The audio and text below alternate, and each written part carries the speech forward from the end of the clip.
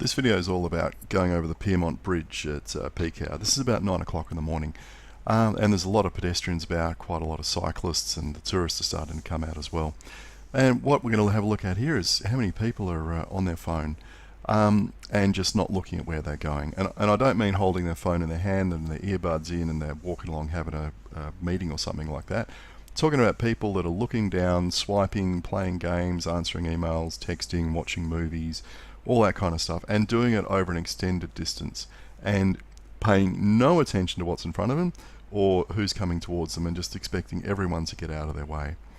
And there's been a lot of hoo-ha over the years about safety on this bridge, with the risk of cyclists running into pedestrians, etc.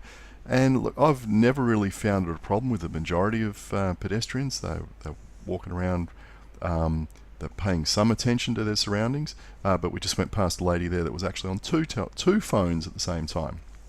So do you think she's paying any attention to anyone around her? You know, they're the kind of person where you're walking down the street and you just walk smack into them because you know, they're not looking where they're going. And so I think any discussion about how to improve pedestrian, cyclist safety, etc. on the Pyrmont Bridge, you know, there's been talk about, oh, we should paint lanes and we should put barriers in and all this kind of stuff. I think it's just bollocks. The main problem is pedestrians not looking where they're going, and we're not talking about large numbers.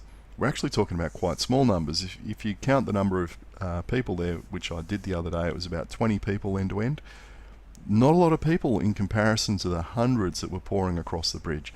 As usual, it's a small percentage of the population, making it difficult for everybody else. And you know, and we keep on seeing the same thing across you know, every population. There's a small number of idiots who do the wrong thing, and therefore the rest of us have to suffer for it. So look, how do you stop people looking at their phone as they're walking over the bridge? I mean, there's really not much you can do about it. Oh look, there are towers on the bridge. I guess you could put rangers up there with rifles and give them like a taser bullet that they could you know, shoot people in the arse, and it would zap them with you know, 5,000 volts, and they would fall into the ground, wriggling and screaming, and maybe their phone would fly out of their hand and go into the harbour, and you know, they might learn their lesson. Short of that, I don't really see what you're going to do, because it's a human behaviour problem. And you can't really do much with safety barriers and all the rest of it. Maybe the rangers who are carrying these batons, which they wave, you know, safety batons, they're like a fluorescent thing, and they wave it at you to slow down.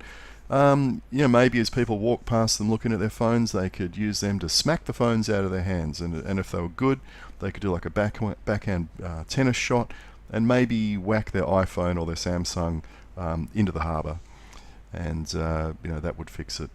But you know, short of that, what are we going to do? So you know, for me, it's always been about riding over slowly and carefully.